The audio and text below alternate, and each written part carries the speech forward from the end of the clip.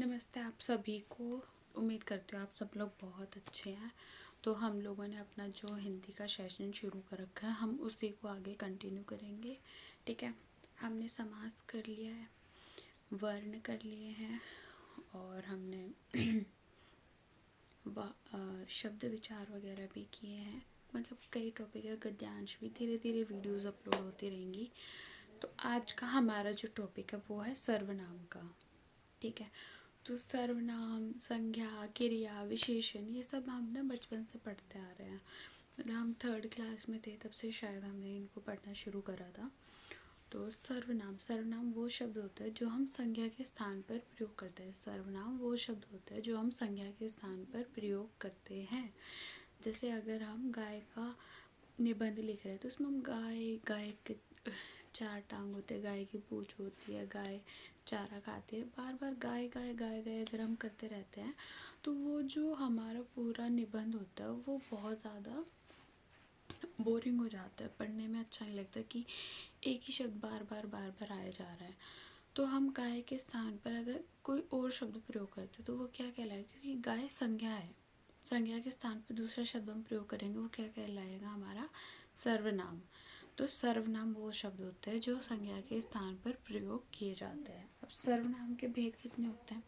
सर्वनाम के 6 भेद होते हैं। सर्वनाम के 6 भेद होते हैं। जैसे हमने हमारे को क्या करना है, हमारे को जो भी हम पढ़ेंगे हम उसकी रिवीजन कोशिश करेंगे, साथ साथ करते रहें।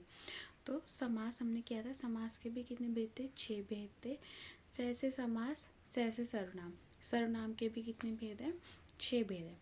पहले हम शुरू करेंगे पुरुषवाचक सर्वनाम से। इसमें श्रोता, सुनने वाले और तीसरे जो पुरुषवाचक सर्वनाम, इसमें क्या होता है, श्रोता भी होता है, वक्ता भी होता है और तीसरे व्यक्ति भी होता है।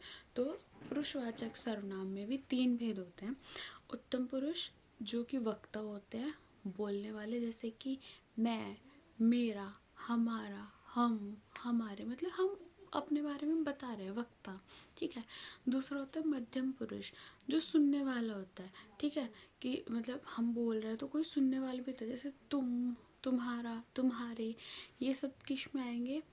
मध्यम पुरुष में। फिर होता है तीसरा जो ना वक्ता है ना वो श्रोता है, तो वो क्या होता है, वो होता है तीसरे जो अन्य होते हैं। जैसे हम बात कर रहे हैं, 2 लोग बात कर रहे हैं तो हम तीसरे के बारे में बात कर रहे हैं। वह तो पता है कैसा है, वह पता है क्या करता है, तो वह, उसका, उसके।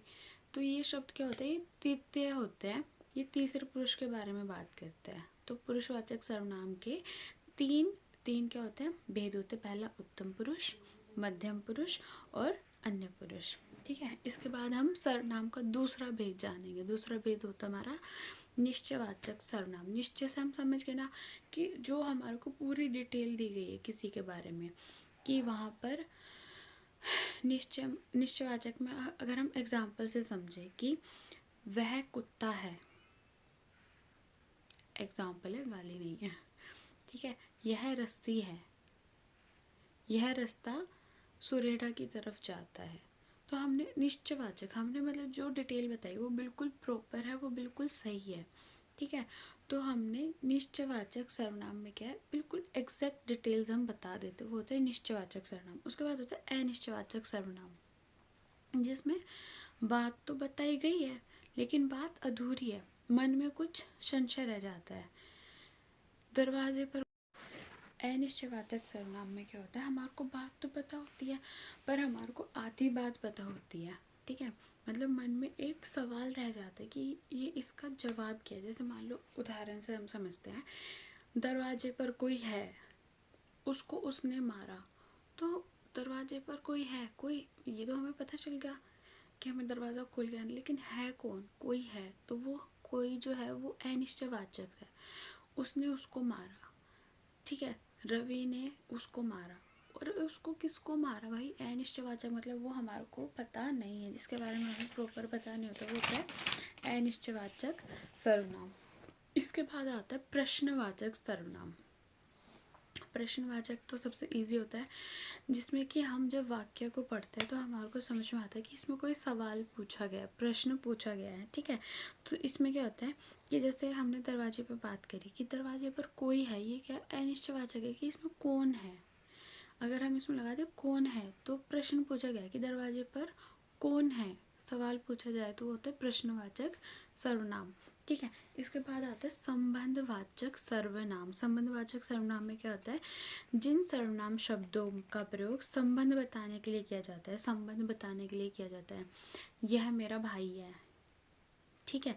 हम अगर कह दें, इसमें कैसे शब्द आते हैं, जो, ठीक है, जो, सो, जिसका, जिसकी, उसकी, ऐसे शब्द इसमें आते हैं, ठीक है। जैसे, वैसे, तैसे, जैसे, ये सारे शब्द इसमें आते हैं जब हम संबंध बताते हैं। तुम तो मेरे भाई जैसे हो, ठीक है। तो जैसे शब्द आ गया तो हम संबंध बता रहे हैं किसका, तुम्हारा मेरे भाई से हम संबंध बता रहे हैं, ठीक है।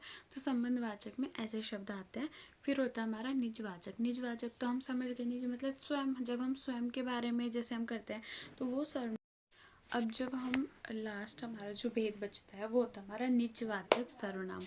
निजवाचक, निज से तो हम समझ गए, निज जो होता है वो सेल्फ के लिए हम यूज़ करते हैं, अपने पर्सनल, ठीक है। निजी सामान, निज को हम निजी से भी समझ सकते हैं, निज मतलब निजी सामान मान लो हमारा है, ठीक है।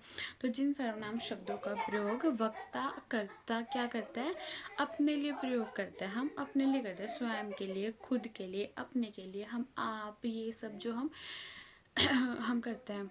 मैं ये काम स्वयं कर लूँगा, ठीक है, मैं खुद कर सकता हूँ, आप मुझ पे भरोसा कर सकते हैं।